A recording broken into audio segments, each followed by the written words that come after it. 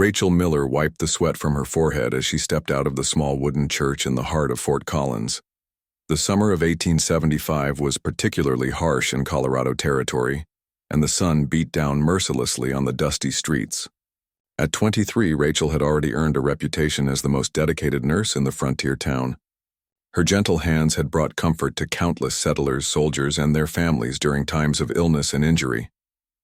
The town of Fort Collins sat strategically along the Cache La Poudre River, serving as both a military outpost and a growing civilian settlement. Rachel had arrived 3 years earlier with her father, a Methodist minister who believed God had called him to bring salvation to the western frontier. While her father preached to the souls of the settlers, Rachel tended to their bodies with equal devotion. That scorching afternoon, Rachel was organizing medical supplies in the small clinic attached to the church when she heard commotion outside. Shouts and angry voices carried through the thin walls. She hurried to the window and saw a crowd gathering near the town square. In the center of the crowd, she could make out several men on horseback, and between them, a figure slumped over, a horse's neck. Rachel grabbed her medical bag and rushed outside, pushing through the gathering crowd. As she got closer, her heart sank at what she saw. A young Apache man, barely older than herself, was tied to the saddle of a brown mare. Blood soaked through his torn shirt, and his head hung limply to one side. The men who had brought him were local ranchers, their faces hard with anger and satisfaction. "Found this savage trying to steal cattle from the Morrison Ranch," announced Jake Morrison, the eldest son of the ranch owner. "Thought we'd bring him in to show the others what happens to thieves." Rachel could see immediately that the young man was in critical condition. Multiple gunshot wounds marked his torso, and his breathing was shallow and labored. Without thinking, she stepped forward and placed her hand gently on his forehead to check for fever. "He needs medical attention. Right away," she said firmly, looking around at the faces in the crowd. "Help me get him to the clinic." The crowd fell silent for a moment, then erupted in angry protests. "You can't be serious, Rachel," called out Mrs. Henderson, the blacksmith's wife. "He's Apache. They've been raiding our settlements for months." "Don't care what he is," Rachel replied, her voice steady despite her racing heart. "I took an oath to help anyone who needs healing regardless of who they are. This man is dying." Jake Morrison climbed down from his horse and stepped closer to Rachel, his eyes flashing with anger. "Miss Miller, that savage probably killed innocent people. He don't deserve no help from decent folk like us." Rachel looked directly into Jake's eyes, refusing to back down. "Every person deserves compassion when they're suffering. That's what separates us from animals." She turned to address the crowd. "I need help carrying him to the clinic. Who will assist me?" The crowd remained motionless, their faces showing a mixture of shock, anger, and disbelief. Rachel realized she would have to act alone. She approached the horse and began untying the ropes that bound the unconscious Apache man. "Rachel, stop this nonsense right now," commanded Colonel Williams, the fort's commanding officer who had just arrived at the scene. "That Indian is a prisoner. He'll be dealt with according to military justice. He'll be dead within the hour if he doesn't receive treatment," Rachel replied without looking up from her work. "Colonel, I've patched up your soldiers many times. I know what mortal wounds look like, and this man has them." Colonel Williams studied the situation carefully. He respected Rachel's medical knowledge and had seen her save many lives over the past 3 years. However, the political situation with the Apache tribes was delicate, and showing mercy to a captured warrior could be seen as weakness.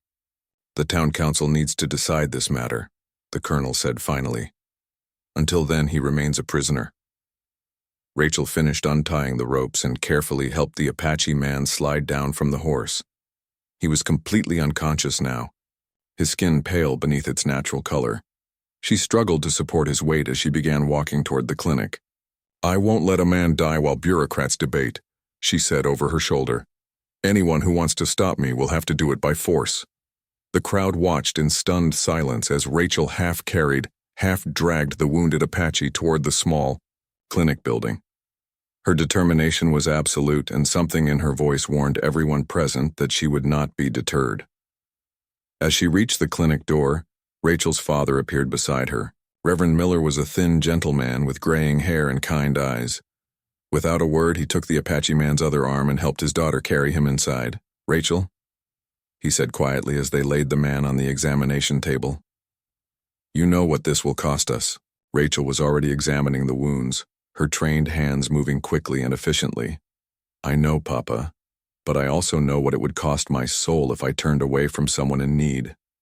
The Apache man's breathing was getting weaker, and Rachel could see that time was running out. She began cleaning the wounds and preparing her instruments. Outside, she could hear the crowd growing larger and more agitated. Voices called for the Apache to be left to die, while others demanded that Rachel be stopped from treating him. As Rachel worked through the afternoon, her father stood guard at the door, turning away angry townspeople who tried to enter. Inakiwi, Apache man drifted in and out of consciousness, sometimes mumbling words in his native language that neither Rachel nor her father could understand. By evening, Rachel had managed to remove 2 bullets and bandage the worst of the wounds. The young Apache's breathing had stabilized and his fever was beginning to break. Rachel allowed herself a moment of hope that he might survive. But outside, the town was dividing into 2 camps: those who supported Rachel's actions as Christian charity, and those who saw her treatment of an Apache warrior as treason against her own people. The debate would continue long into the night, and Rachel knew that her decision to save this man's life would change everything about her place in the community she had called home. 3 days had passed since Rachel brought the wounded Apache man to her clinic. During those long hours, she had barely left his bedside, carefully monitoring his condition and changing his bandages. The young warrior, who appeared to be in his mid-20s, had survived the critical first night, but his recovery remained uncertain. Rachel discovered that his name was Ayana, which meant eternal blossom in his language. He had regained consciousness on the 2nd day, and despite his obvious pain, had tried to explain through broken English and hand gestures that he had not been stealing cattle. Instead, he claimed he had been tracking his younger brother, who had gone missing during a hunting trip near the white settlements. The town's reaction to Rachel's defiance had grown increasingly hostile. Many families who had previously trusted her with their medical needs now refused to speak to her. The general store owner, Mr. Patterson, had banned her from purchasing supplies. Even some members of her father's congregation had stopped attending church services, declaring that Reverend Miller had lost control of his daughter and was therefore unfit to guide their spiritual lives. On the morning of the 4th day, Rachel was surprised to find Mayor Thompson and Colonel Williams waiting outside the clinic. Both men wore serious expressions that told her this was not a friendly visit. "Miss Miller," Mayor Thompson began formally, "the town council met last night to discuss your actions. We've reached a decision that we believe serves the best interests of our community." Rachel stood in the doorway, blocking their view of the interior where Ayana rested. "And what decision is that, Mayor?" Colonel Williams stepped forward. "The Apache will be transferred to military custody today. He'll be transported to the territorial prison in Denver to await trial for cattle theft and trespassing on private property. He's not strong enough for travel," Rachel replied firmly. "Moving him now could kill him." "That's no longer your concern," the mayor said coldly. "Furthermore, the council has voted to revoke your nursing privileges within Fort Collins. You're no longer authorized to practice medicine in this town." The words hit Rachel like a physical blow. Nursing was not just her profession, it was her calling, her purpose in life. She had saved countless lives in this community, working tirelessly during cholera outbreaks and caring for injured soldiers and settlers alike. "On what grounds?" she demanded, trying to keep her voice steady. "Conduct unbecoming of a Christian woman," Mayor Thompson replied. "Providing aid to enemies of the United States. Defying lawful authority. The list is extensive, Miss Miller." Reverend Miller appeared behind his daughter, his face pale but resolute. "Gentlemen, surely we can discuss this reasonably. Rachel has served this community faithfully for 3 years. Your daughter made her choice, Reverend," Colonel Williams said curtly. "She chose to side with savages over her own people. Now she must face the consequences." Rachel felt her world crumbling around her. The clinic, the townspeople she had cared for, the life she had built in Fort Collins.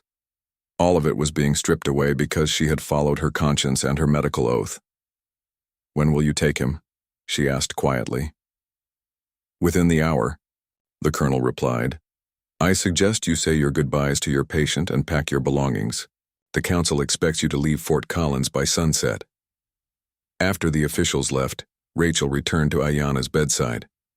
The young Apache man was awake, and she could see in his dark eyes that he had understood much of the conversation, even if he couldn't speak perfect English. "You lose much for helping me," he said softly, his voice still weak from his injuries. Rachel adjusted his bandages carefully. "I lost nothing that truly mattered. A person's character is measured by what they do when no one is watching, or when everyone is watching and disapproving."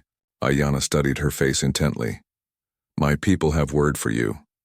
Izan Bijin, woman with good heart, you are more than white eyes think." Before Rachel could respond, soldiers arrived to take Ayanna away.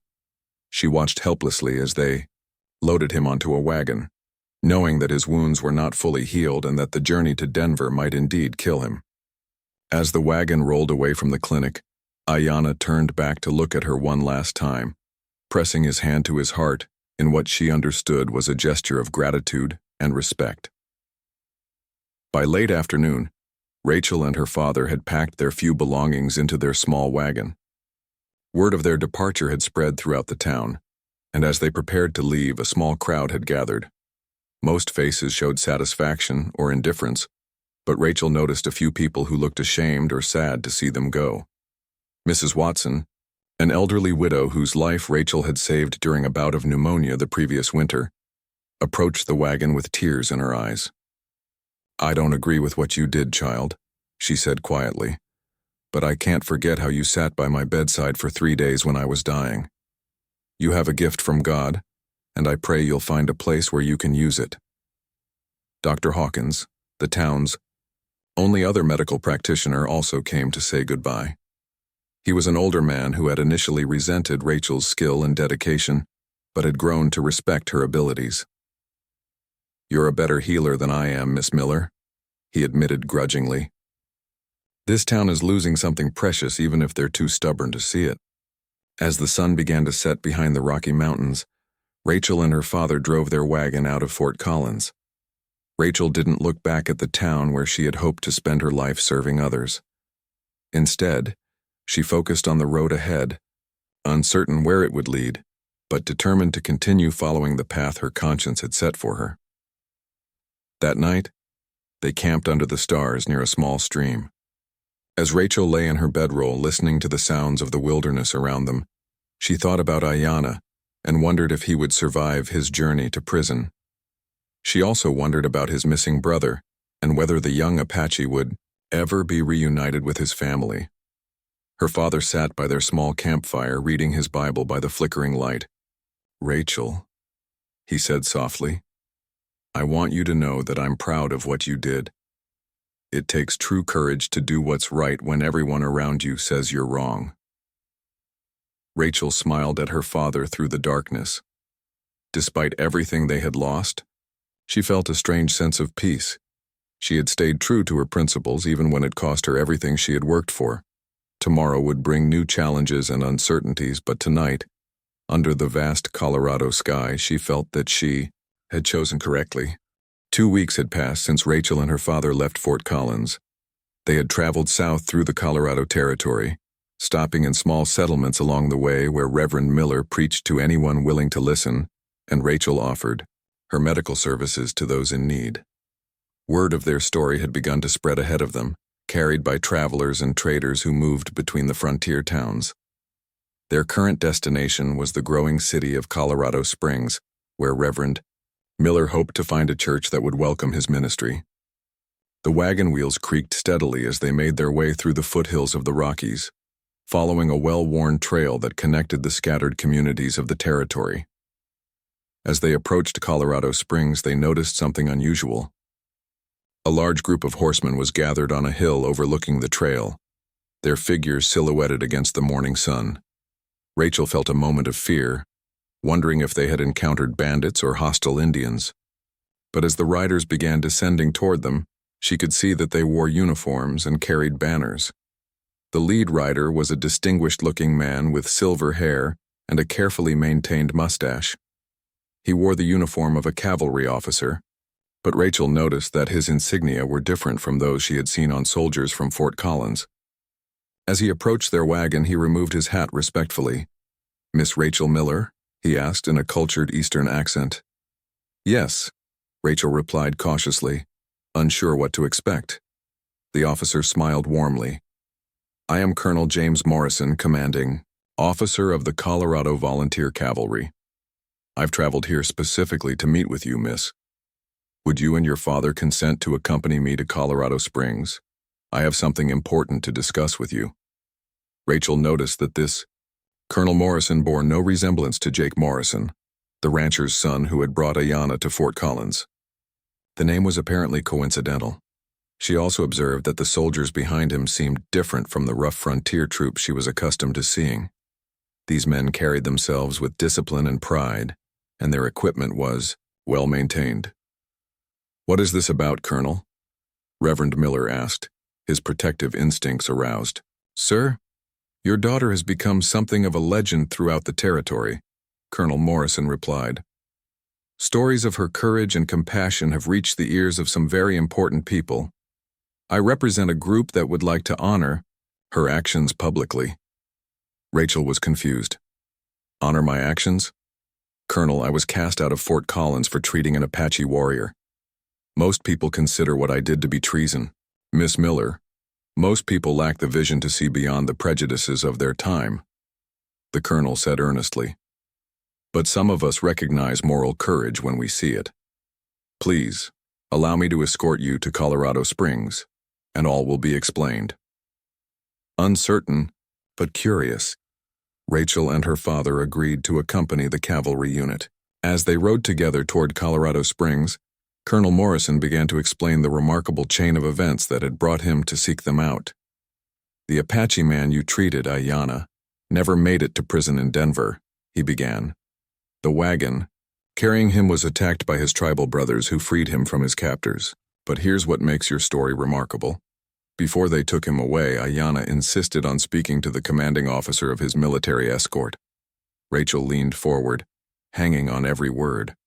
Through an interpreter, Ayanna told the story of how a white woman had risked everything to save his life. "He described your kindness, your skill as a healer, and your courage in defying your entire community to help him. The officer who heard this story was so moved that he wrote a detailed report and sent it up through military channels." Colonel Morrison paused to let this information sink in before continuing. "That report eventually reached the desk of General William Palmer, the founder of Colorado Springs. General Palmer is not just a military leader, he's a visionary who believes that the future of the West depends on finding ways for different peoples to coexist peacefully. When he read about your actions, he saw in you an example of the kind of character that could help bridge the gap between cultures." As they entered Colorado Springs, Rachel was amazed by what she saw. The town was larger and more sophisticated than Fort Collins, with wide streets, substantial buildings, and an air of prosperity and progress. People lined the streets watching their procession with interest and respect. "General Palmer has invited leaders from across the territory to witness a ceremony in your honor," Colonel Morrison explained. "They're calling it the Order of Compassion, the first of its kind in Colorado territory. You're to be recognized for demonstrating that true patriotism sometimes means standing up for what's right, even when it's unpopular." Rachel felt overwhelmed. After weeks of being treated as a pariah, the idea that anyone would want to honor her actions seemed impossible to believe. They were led to a large hotel in the center of town, where Rachel and her father were given comfortable rooms and told to rest before the evening ceremony. Rachel used the time to bathe and put on her best dress, a simple blue outfit that her mother had made for her before her death several years earlier. As evening approached, Colonel Morrison returned to escort them to the ceremony. They walked to a large pavilion that had been erected in the town square. Rachel was astonished to see hundreds of people gathered there: military officers, civic leaders, businessmen and ordinary citizens from throughout the region. General Palmer was a tall, imposing man with kind eyes and a commanding presence. He greeted Rachel warmly and explained what was about to happen. "Miss Miller, what you did in Fort Collins has inspired people throughout Colorado Territory," he said. "In a time when fear and prejudice often rule our decisions, you chose compassion and moral courage. Tonight we want to show that there are those who recognize and value such character." As the ceremony began, Rachel found herself standing before a crowd of strangers who had come to honor her for the very actions that had made her an outcast in her own community. General Palmer spoke eloquently about the need for individuals who could rise above the prejudices of their time and act according to higher principles. True leadership, he declared, is not about following the crowd or doing what is popular. It is about doing what is right, regardless of the personal cost. One by one, various speakers took the platform to praise Rachel's actions. They included military officers who had served in Indian wars but had come to believe that peace could only be achieved through understanding and mutual respect. There were also civilian leaders who saw Rachel as an example of the kind of moral character needed to build a better future for the territory. As the evening progressed, Rachel realized that her actions had resonated far beyond Fort Collins. Her story had given hope to others who believed that the conflicts between whites and Indians could be resolved through compassion rather than violence. She had become, without intending to, a symbol of a different way forward. The ceremony continued into the night, far grander than Rachel had ever imagined possible. As General Palmer called her forward to receive the Order of Compassion, she noticed something that took her breath away. Standing at attention in perfect formation near the platform were 100 men in pristine military uniforms, but these were not ordinary soldiers. These were the Knights of the Order of Compassion, an organization that General Palmer had secretly been developing for months. Each man had been carefully selected based on his character, his service record, and his commitment to the principles of justice and mercy that Rachel had demonstrated in Fort Collins. "Miss Miller," General Palmer announced to the crowd, "these 100 knights have pledged to uphold the values you exemplified when you chose to save a life, rather than follow popular opinion. They represent a new kind of warrior, one who fights for understanding rather than conquest, for healing rather than harm." The knights stepped forward in unison, their polished sabers catching the light of the torches that illuminated the pavilion. Their leader, a veteran captain named Michael Hayes, approached Rachel and knelt before her. "Miss Miller," Captain Hayes said in a voice that carried across the silent crowd, "we pledge our honor to the principles you have shown us. Your courage has inspired us to be better men, better soldiers, and better servants of justice." Rachel felt tears streaming down her face as she looked out at the sea of faces surrounding her. After being rejected by her own community, she was being embraced by people who shared her vision of what humanity could become. But the evening held even more surprises. As the formal ceremony concluded, a commotion arose at the edge of the crowd. People were parting to make way for a small group of riders who had just arrived in Colorado Springs. Rachel's heart nearly stopped when she recognized the lead figure. It was Ayanna, the Apache warrior she had saved. But he was not alone. Behind him rode a dozen other Apache men, including an elderly man whose bearing and ornate clothing marked him as a person of great importance within the tribe. General Palmer quickly stepped forward to greet the unexpected visitors, speaking through an interpreter who had arrived with them. After a brief conversation, he turned back to the crowd with amazement written on his face. "Ladies and gentlemen," the general announced, "we have been honored by the arrival of Chief Running Bear of the Mescalero Apache, along with his son Ayanna and several of his warriors. They have traveled for many days to be here tonight." The crowd murmured in surprise and some anxiety, as few of them had ever seen Apache leaders this close. But Chief Running Bear raised his hand for silence, and through the interpreter, he began to speak. "The white woman with the good heart saved my son's life when her own people would have let him die," the interpreter translated. "She risked everything to show mercy to one she had never met. This is not the behavior of an enemy, but of a friend." Chief Running Bear approached Rachel, and from beneath his ceremonial robes, he produced a beautifully crafted silver bracelet set with turquoise stones. Through the interpreter, he explained its significance. This bracelet belonged to my grandmother, who was known among our people as the greatest healer of her generation. Chief Running Bear wishes to present it to Rachel as a symbol of the respect and gratitude of his people. As Rachel accepted the bracelet, Chief Running Bear continued speaking. My son has told me of the white woman's skill and courage. Our people would be honored to have her among us as a healer, should she ever need a home. The offer was unprecedented. Apache tribes rarely welcomed outsiders, especially white settlers.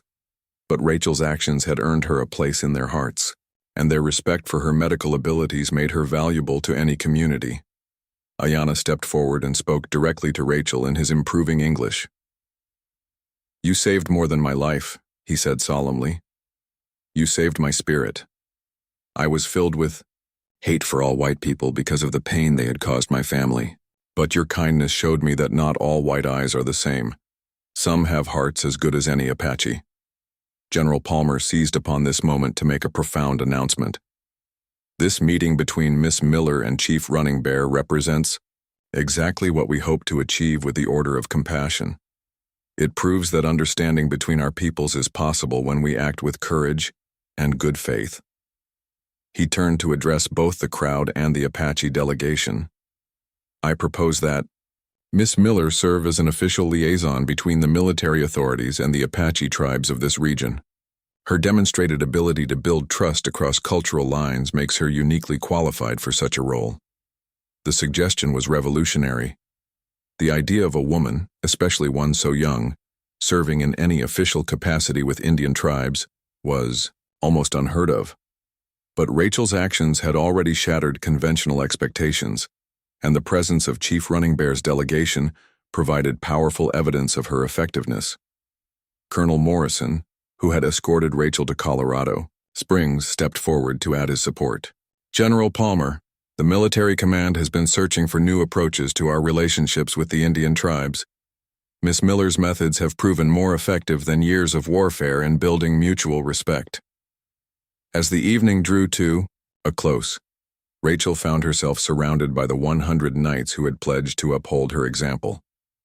Each man approached her individually to shake her hand and express his commitment to the principles she represented. Captain Hayes spoke for the group.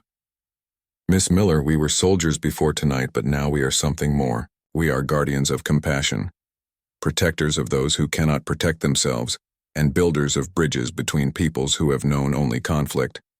The transformation in Rachel's circumstances was almost too much to comprehend. 24 hours earlier, she had been a homeless exile, cast out by her own community for following her conscience. Now she was being offered positions of responsibility and influence that could help shape the future of the Colorado Territory. As the crowd began to disperse, Rachel remained on the platform with her father, General Palmer, and the Apache delegation. The enormity of what had happened was beginning to sink in, and she felt both exhilarated and terrified by the possibilities that lay ahead. Chief Running Bear approached her once more before departing. Through the interpreter, he said, "The bracelet is not the only gift my people offer. We also give you our trust, which is harder to earn and more valuable than silver or turquoise." As the Apache delegation rode away into the night, Rachel looked down at the bracelet on her wrist. Its weight seemed to represent not just the gratitude of one tribe, but the responsibility she now carried to justify the faith that so many people had placed in her. 3 months had passed since the remarkable ceremony in Colorado Springs, and Rachel's life had transformed in ways she never could have imagined. She had accepted General Palmer's offer to serve as a liaison between the military and the Apache tribes, becoming the first woman to hold such a position in the Colorado Territory. Her small office in Colorado Springs had become a meeting place where tribal leaders and military officials could gather to discuss their differences peacefully. The work was challenging and often frustrating. Centuries of mistrust and misunderstanding could not be erased overnight, but Rachel had already achieved several small victories that gave her hope for the future. She had negotiated the peaceful return of stolen horses from both sides, arranged for medical care for sick tribal members, and helped establish safe passage agreements for traders traveling through Apache territory. The 100 Knights of Compassion had become more than a ceremonial honor guard. Under Captain Hayes's leadership, they had evolved into an elite unit that specialized in peaceful resolution of conflicts between settlers and Indian tribes. Instead of riding into battle, they rode to negotiations, carrying medical supplies and gifts rather than weapons. On this particular morning, Rachel was preparing for one of her most important missions yet. Word had reached Colorado Springs that tensions were rising near Fort Collins, the very town that had cast her out months earlier. A group of Apache warriors had been spotted in the area, and the townspeople were demanding military action to drive them away. General Palmer had asked Rachel to investigate the situation and attempt to prevent what could escalate into a full-scale conflict. It would be her first return to Fort Collins since her exile, and she felt a mixture of anxiety and determination as she prepared for the journey. Captain Hayes and 20 of his knights would accompany her, along with a supply wagon, filled with medical equipment and food that could be distributed to anyone in need. They had also brought gifts for the Apache if negotiations became necessary, blankets, tools, and metal goods that the tribes valued highly. As their party approached Fort Collins, Rachel was surprised by how different the town looked. New buildings had been constructed, and the population seemed to have grown significantly, but she also noticed signs of tension. Armed guards posted at the town's entrances and worried faces peering from windows as their column passed through the streets. Colonel Williams, the military commander who had ordered Ayana's transfer, months earlier met them at the fort's gates. His expression was guarded, but he greeted Rachel with more respect than she had expected. "Miss Miller," he said formally, "I admit I didn't think we'd be seeing you again, especially not in an official capacity." "Colonel Williams," Rachel replied diplomatically, "I'm here representing the territorial government's new approach to Indian relations. I understand there's been some trouble in the area." "Trouble is putting it mildly," the colonel replied grimly. "A band of Apache warriors has been camping in the hills north of town for the past week. They haven't attacked anyone yet, but the townspeople are terrified. They're demanding that I send troops to drive them off." Rachel nodded thoughtfully. "Have you attempted to communicate with them? Do we know what they want?" "Communication?" Colonel Williams looked surprised. "Miss Miller, these are Apache warriors. They're here for raiding and killing, not talking." Captain Hayes stepped forward. "Colonel, with respect, Miss Miller has successfully negotiated with Apache tribes several times over the past few months. Perhaps we should give her approach a chance before resorting to military action." As they discussed the situation, Rachel became aware of a crowd gathering in the street behind them. Word of her return had spread quickly through Fort Collins, and people were emerging from their homes and businesses to get a look at the woman who had once been their outcast, but was now returned as an official representative of the territorial government. She recognized many faces in the crowd, some hostile, some curious, and some that seemed almost ashamed. Mrs. Henderson, the blacksmith's wife who had condemned Rachel's treatment of Ayana, stood near the front of the group, her expression unreadable.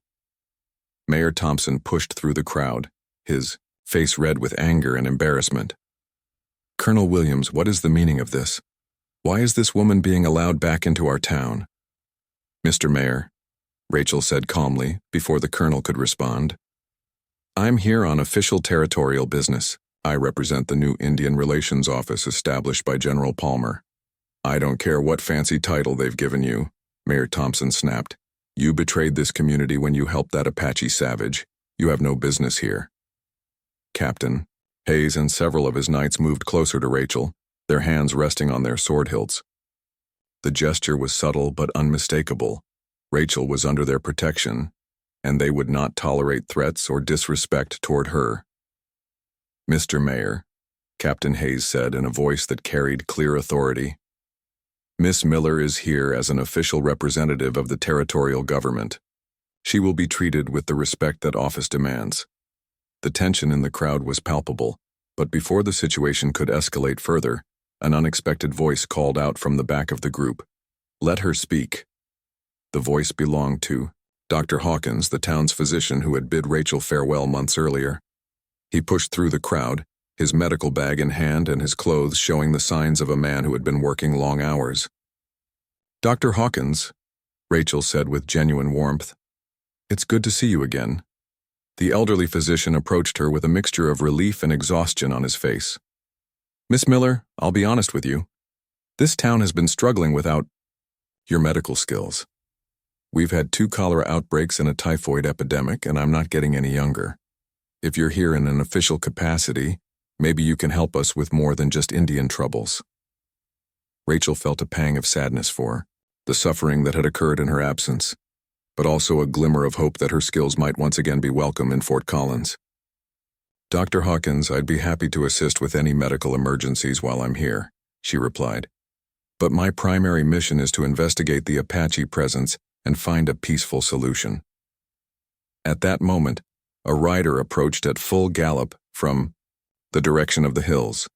He was one of the local ranchers, and his horse was lathered with sweat from hard riding. He pulled up short when he saw the crowd gathered around Rachel and the knights. "Colonel," he called out breathlessly. "The Apache, they're moving. The whole band is coming down from the hills heading straight for town." The crowd erupted in panic and angry shouts. Some people began running toward their homes while others called for the soldiers to prepare for battle. Rachel felt her heart racing, but she forced herself to remain calm and think clearly. "Colonel Williams," she said urgently, "I need to get to those Apache before your soldiers do. If they're coming to town, there must be a reason. Let me try to find out what they want before anyone starts shooting." The colonel looked torn between his military training and his growing respect for Rachel's methods. "Miss Miller, if you're wrong about this, people could die." "If I'm right," Rachel replied, "people will live who would otherwise die in a battle that might not be necessary." Captain Hayes stepped forward with his knights forming a protective formation around Rachel. "We'll accompany Miss Miller to meet with the Apache delegation. Our orders are to support her mission." As the Apache band came into view on the horizon, Rachel could see that they were riding slowly and deliberately, not at the speed of a war party. Something in their approach. As the Apache band came into view on the horizon, Rachel could see that they were riding slowly and deliberately, not at the speed of a war party. Something in their approach suggested purpose rather than aggression. She studied their formation through a pair of field glasses that Captain Hayes had provided, counting approximately 30 riders. "Colonel Williams," Rachel said, lowering the glasses, "I need to ride out to meet them before they reach the town. The townspeople's fear will only make this situation worse if the Apache arrive to find armed civilians waiting for them."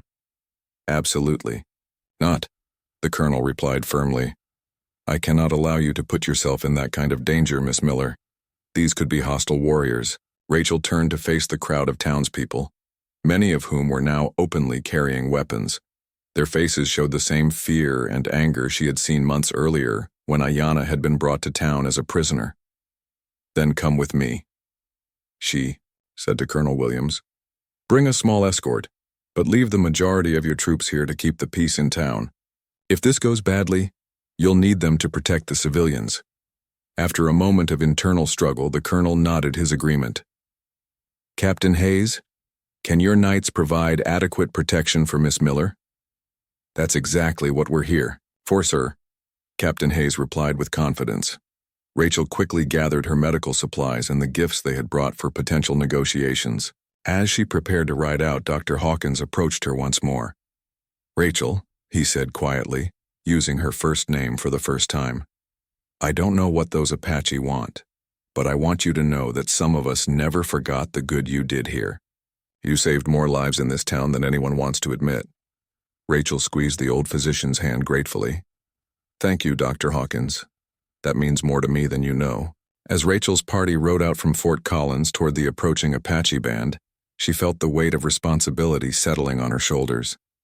Everything she had worked for over the past 3 months, the trust she had built with various tribes, the respect she had earned from military leaders, the hope for peaceful coexistence, all of it could be destroyed if this encounter went wrong. When the 2 groups were still several hundred yards apart, both parties stopped and waited. Rachel could see that the Apache leader was making gestures that she had learned were signals for peaceful intent. She raised her own hand in response, showing that she understood. Slowly, carefully, 3 riders from each group approached the middle ground between them. Rachel was surprised and delighted to see that one of the Apache riders was Ayanna, the young warrior whose life she had saved. He looked strong and healthy, completely recovered from his wounds. The Apache leader was an older man she had not met before, but his bearing and the deference shown to him by the others marked him as a person of great authority. Through hand signals and the few Apache words she had learned, Rachel managed to communicate that she spoke for the territorial government and wanted to understand why they had come to Fort Collins. Ayanna moved his horse closer to Rachel's and spoke in his improved English. "White sister," he said, using the name his people had given her. "We come to find you. Word reached our people that you had returned to this place, but we heard the white eyes here still speak against you. Why? Would you risk coming here for me?" Rachel asked, genuinely puzzled. The older Apache leader, who Ayanna identified as Chief Grey Wolf, spoke through the young warrior's translation. "Our healer, the old woman who cared for our sick, has gone to join the spirits. Many of our people are suffering from a sickness we do not understand. We come to ask if the white woman with healing hands would help us." Rachel felt her heart sink as she realized the enormity of what was being asked. The Apache were requesting that she leave her new position and come with them to treat an epidemic among their people.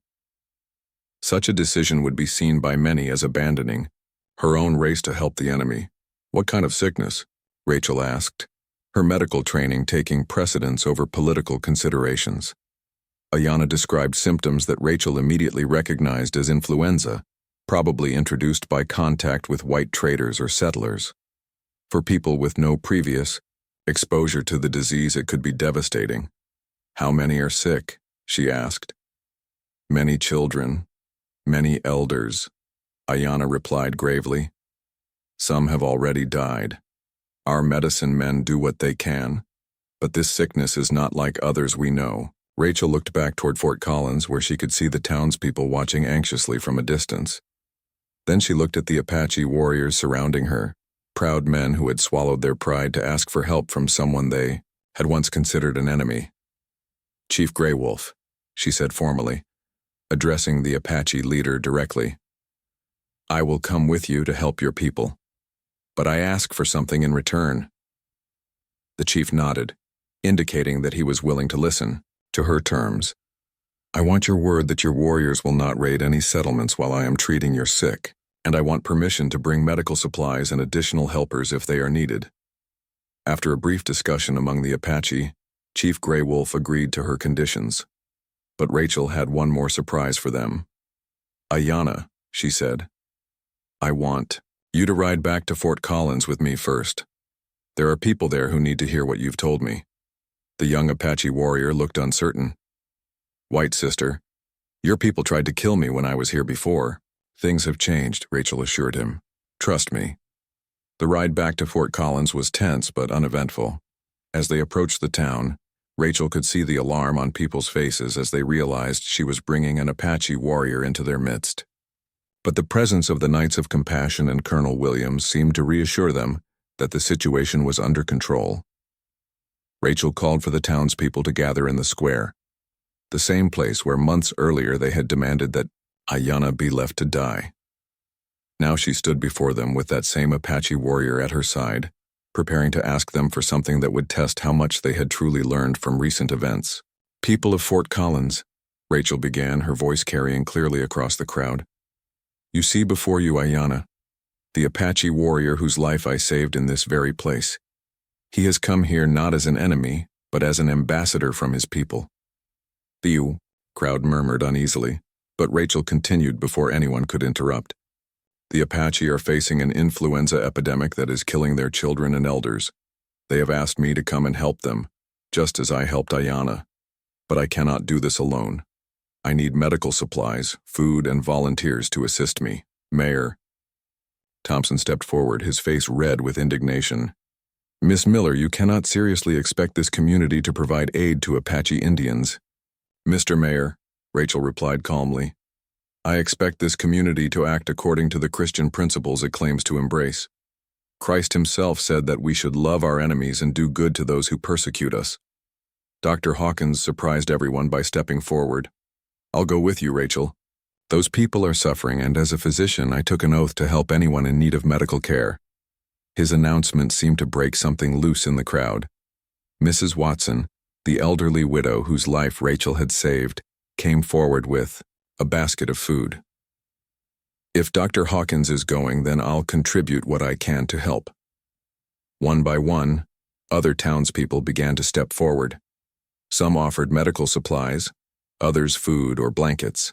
Even some who had previously opposed Rachel seemed moved by the idea of helping sick children, regardless of their race. But the most remarkable moment came when Jake Morrison, the rancher's son who had brought Ayanna to town as a prisoner, approached the Apache warrior directly. "I owe you an apology," Jake said awkwardly, looking Ayanna in the eye. "I was wrong to treat you the way I did. If Miss Miller says your people need help, then I'll contribute what I can." Ayanna studied Jake's face for a long moment, then nodded slowly. "White eyes can change," he said simply. "Apache can forgive." As the sun set over Fort Collins that evening, Rachel found herself preparing for another journey into the unknown. But this time, she was not leaving as an exile. She was departing as a bridge between two worlds, carrying with her the hopes and support of people who had learned to see beyond their prejudices. The next morning, a remarkable procession left Fort Collins. Rachel and Dr. Hawkins rode at the front, followed by a wagon loaded with medical supplies and food donated by the townspeople. Behind them rode Captain Hayes and a dozen of his knights, who had volunteered to provide protection for the medical mission. And alongside them all rode Ayanna and two other Apache warriors, serving as guides and translators. As they traveled toward the Apache camp, Rachel reflected on the extraordinary journey that had brought her to this moment. 6 months. Earlier, she had been cast out for saving one Apache life. Now she was returning to help save many more, with the blessing and support of the very community that had once rejected her. The transformation was not complete. There were still those in Fort Collins and elsewhere who opposed her methods and her mission. But Rachel had learned that change comes slowly, one person at a time, one act of compassion at a time. As the procession disappeared into the vast Colorado landscape, the townspeople of Fort Collins watched from their doorways and windows. Many of them were seeing their nurse and their doctor riding off to help their former enemies, and realizing that perhaps the true meaning of courage was not in defeating one's enemies, but in finding ways to turn them into friends. Rachel Miller had become more than a healer of bodies. She had become a healer of the deep wounds that divided people from one another. And though the road ahead remained uncertain and dangerous, she rode forward with the confidence that comes from knowing that one person, acting with courage and compassion, really can change the world.